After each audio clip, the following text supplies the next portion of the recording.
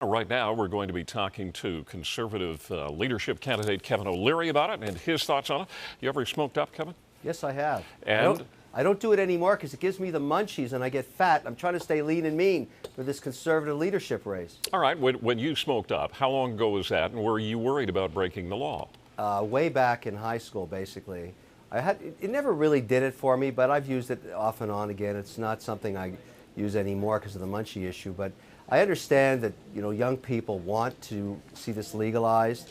There's issues around it in terms of how many people we put in incarceration, the cost to us, the fact that it's sweeping the nation in the U.S., California making it legal for recreational use.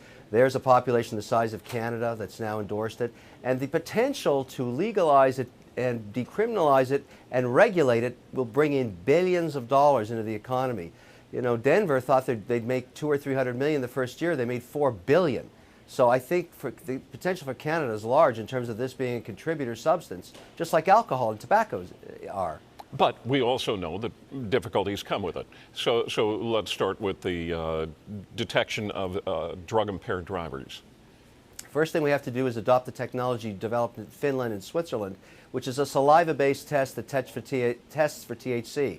So basically, I've talked to Mothers Against Drunk Driving and the OPP and police in Ottawa about their preferences, and they want to see zero tolerance in drivers under the age of 21. Very similar to the alcohol laws, and I agree with them, and that's what we'll do. We'll also regulate the distribution of both the edibles. Remember, some of this is used for medicinal purposes, does not include the THC factor in it at all, but for those that are using it with THC, zero tolerance under 21 driving. The saliva test is put into a reader in the officer's car and gives you a very accurate reading. It's being used in Europe. We have to adopt it here in Canada before we legalize. What about physiological, psychological addiction to a drug? That is an issue. There's no question about it, which is why you don't want to put it in the hands of people under the age of 18 and regulate it in the same way of tobacco. The truth is, though, it looks like some large percentage of the population is using it now, between 20 and 30%, the same number that were using it 40 years ago. So if that's the case, and I think it's been realized in the U.S. market as well, let's put a process around it.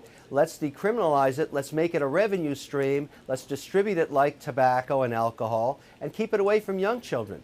That's the right thing to do, and reap the benefits to the extent that doctors agree that there's a medicinal use to this product. Let people that get relief from it in all kinds of extreme treatments like cancer, let them use it if it makes them feel better. I'm very compassionate in that way. Conservative leadership candidate Kevin O'Leary, thank you for your thoughts on this. Appreciate that.